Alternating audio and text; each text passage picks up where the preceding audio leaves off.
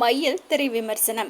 மைனா Sethu, Samritha Thara, PL Thenappan, super good Subramani, Ratnakala, RB Bala மற்றும் பலர் நடிப்புல AGP ஏழுமலை இயக்கத்துல வெளிவந்திருக்கும் படம் தான் மையல்.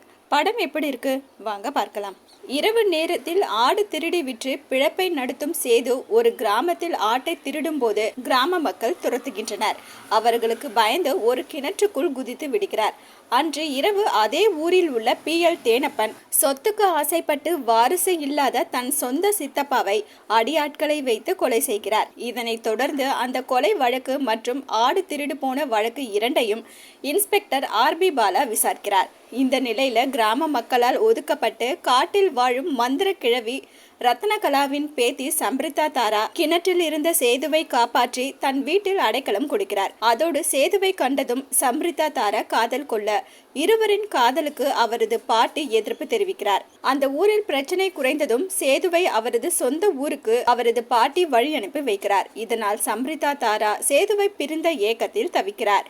இன்ஸ்பெக்டர் RB பாலாவுக்கு லட்சக்கணக்கில் பணம் கொடுத்து அந்த கொலையை செய்த தன் அடியாட்களில் ஒருவரை என்கவுண்டர் செய்ய சொல்கிறார் தேனப்பன். சொந்த ஊருக்கு வந்த சேதுவை போலீஸ் விசாரணைக்கு அழைத்து செல்கின்றனர். பின்னர் விசாரணை முடிந்து வெளியில் வரும் சேது திருமணத்திற்கு பிறகும் போலீஸ் தொந்தரவு இருக்கக்கூடாது என்பதற்காக திருந்தி வாழ நினைத்து அங்கிருந்த தன் வீட்டை விற்றுவிட்டு தன் ஆசை காதலியை திருமணம் செய்து கொள்வதற்காக தாலி புடவையுடன் இந்த கிராமத்துக்கு வருகிறார். அந்த நேரத்தில் அங்கு ஒருவரை என்கவுண்டர் செய்த போலீசார் மற்றொருவரை தேடி வருகின்றனர்.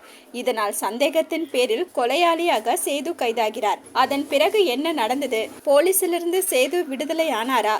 சேது சம்ரிதா தாரா திருமணம் நடந்ததா என்பதே படத்தின் மீதி கதை.